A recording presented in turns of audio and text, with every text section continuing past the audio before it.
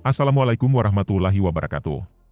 Sahabat muslim semua, ada seorang pemuda Yahudi di zaman Rasulullah Shallallahu Alaihi Wasallam yang selalu membicarakan hal gaib. Ia juga mengaku bahwa dirinya adalah Dajjal. Kisah ini diceritakan Umar Sulaiman Al-Asikar dalam Kashash Al-Gaib fi Syahih Al-Hadits An-Nabawi dengan bersandar pada hadits yang dikeluarkan Imam Bukhari dalam syahihnya dari Ibnu Umar dalam kitab Al-Jihad wa Siyar. Diceritakan, pemuda masyhur tersebut bernama Ibnu Syayyad.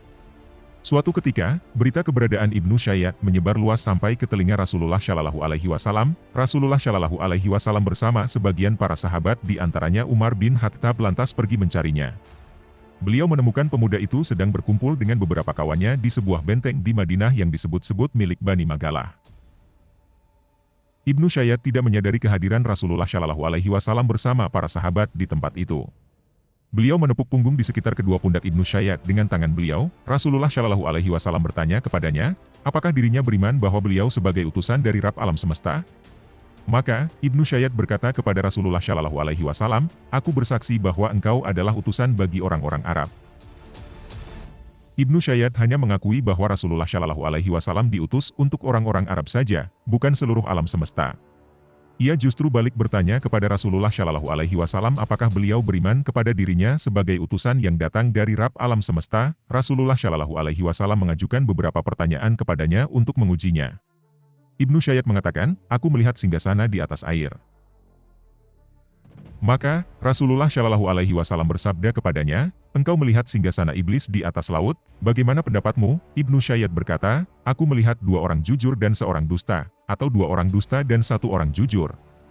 Pendapat yang dilontarkan Ibnu Syayyad saat menjawab pertanyaan Rasulullah Shallallahu Alaihi Wasallam rancu dan campur aduk antara kebenaran dan kedustaan.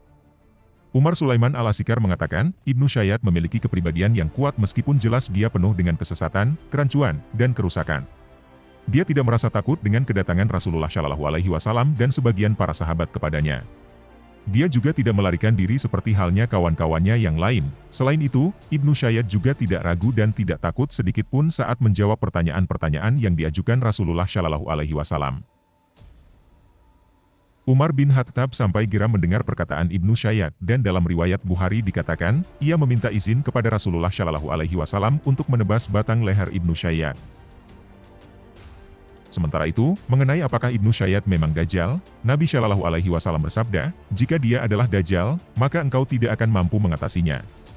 Sedangkan jika dia bukan Dajjal, maka tidak ada baiknya bagimu untuk membunuhnya. Kisah pemuda Yahudi yang mengaku sebagai Dajjal tersebut juga termaktub dalam Syahih Muslim dalam kitab Al-Fitan wa Ashrat As-Sa'ah, bab Zikru Ibni Syayyad. Sahabat muslim semua terima kasih. Semoga bermanfaat. Wassalam.